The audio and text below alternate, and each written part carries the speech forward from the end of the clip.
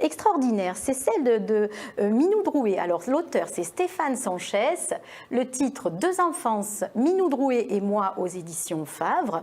Stéphane Sanchez, vous vous souvenez, c'est pas la première fois que je vous présente. Son nom me parle, effectivement. Voilà, c'est au moins le 3e livre que je vous présente. J'étais venue en octobre vous présenter Album de famille. Ouais. Voilà, et donc ça, c'est son dernier livre qui est sorti, donc, dans lequel, en fait, il va nous raconter la vie de Minou Drouet, et je vais vous dire après de qui il s'agit, en lui envoyant des lettres. Voilà, il lui envoie des lettres, il s'adresse à elle tout le long du livre. C'est original comme formule, justement, tout à fait, de style. Hein. Donc, raconter une histoire de vie, une bio, mais sous la forme de lettres. Surtout qu'en même temps qu'il dévoile la bio, il se dévoile lui aussi. Ah ouais. Et ça, c'est très intéressant. Bel exercice. Donc, qui est Minou Drouet? Eh bien, dans les années 50, Minou Drouet est une petite fille de 9 ans qui est recueillie, donc adoptée, et qui va créer un recueil de poèmes, Arbre, mon ami, très célèbre, édité par une maison d'édition Julliard et qui va créer la polémique.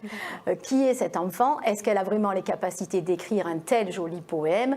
Donc beaucoup vont dire que c'est sa mère adoptive qui l'ont écrit. Ça va vraiment encenser les médias, jusqu'à Jean Cocteau qui va dire sévèrement tous les enfants sont poètes sauf Minou Drouet. Voilà.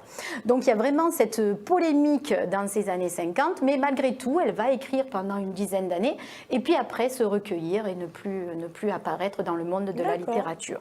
Alors pourquoi cette histoire? Est-ce qu'on a su au final si elle avait vraiment écrit ou...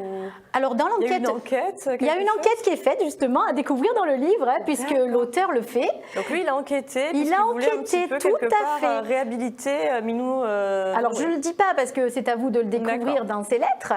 Alors pourquoi il s'est intéressé à elle? Ben, 60 ans après, il découvre ce poème, ça lui parle, il découvre l'histoire et il a envie d'en savoir plus.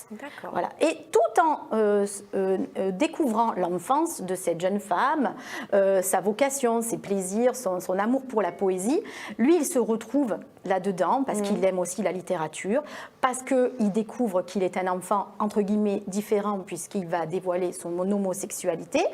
Et donc, il y a un lien qui se crée entre les deux personnes malgré cette énorme différence de génération.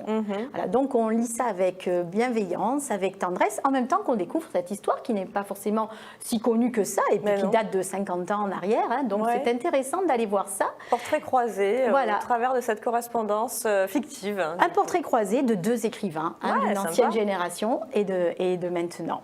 Donc c'est aux éditions Fabre, Stéphane Sanchez, on adore sa plume, hein, donc allez-y.